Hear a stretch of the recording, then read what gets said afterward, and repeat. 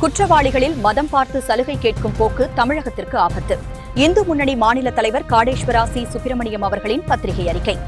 நீண்ட நாளாக சிறையில் இருக்கும் முஸ்லிம் கைதிகளை விரைவில் விடுதலை செய்ய தமிழக அரசு நடவடிக்கை எடுத்து வருவதாக சிறுபான்மை நலத்துறை அமைச்சர் முஸ்லிம் லீக் எம்எல்ஏ ஷாஜகான் செய்தியாளர்களிடம் கூறியுள்ளார். இவர் தமிழக அமைச்சரா அல்லது முஸ்லிம்களுக்கான அமைச்சரா என்ற கேள்வி எழுகிறது. நீண்ட நாளாக சிறையில் இருப்பவர்கள் கொடூர குற்றவாளிகள்தான். திமுக ஆட்சியில் முஸ்லிம் ஓட்டை பெறுவதற்கு முஸ்லிம் குற்றவாளிகள் அதிகமானோர் விடுதலை செய்யப்பட்டனர்.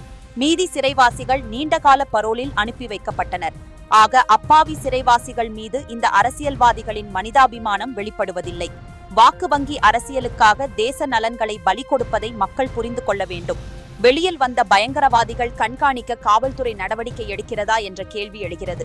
பயங்கரவாத குற்றவாளிகள் விடுதலை குறித்து கவனத்தில் கொள்ள வேண்டும் என்று உச்சநீதிமன்றம் தெளிவாக குறிப்பிடப்பட்டுள்ளது.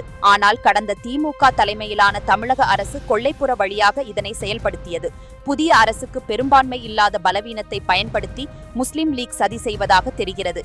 இவ்வாறு அமைப்பின் வாயிலாக அரசியலுக்காக பயங்கரவாதிகளை விடுதலை செய்வதை உச்சநீதிமன்றம் கண்காணிக்க வேண்டும். மேலும் இந்த குற்றவாளிகள் மீண்டும் பயங்கரவாதிகளுடன் இருக்கும் தொடர்பு குறித்த விவரங்கள் சேகரித்து தேசத்தின் பாதுகாப்பிற்கு தேசிய பாதுகாப்பு முகமை, மத்திய மாநில புலனாய்வுகள் கவனத்தில் கொள்ள வேண்டும். எனவே மதத்தின் அடிப்படையில் கொடூர குற்றவாளிகளை விடுதலை செய்ய முற்படுவதை இந்து முன்னணி கண்டிக்கிறது. குற்றவாளிகள் குற்றவாளிகள்தான். அவர்களில் மதம் பார்த்து சலுகை அளிக்க தமிழக அமைச்சர் முயல்வது அவர் ஏற்றுக்கொண்ட பதவி பிரமாணத்திற்கு எதிரானது ஆகும். இதற்கு தமிழக முதல்வர் திரு ஜோசப் விஜய் இடம் தரக்கூடாது என்றும் கேட்டுக்கொள்கிறோம்.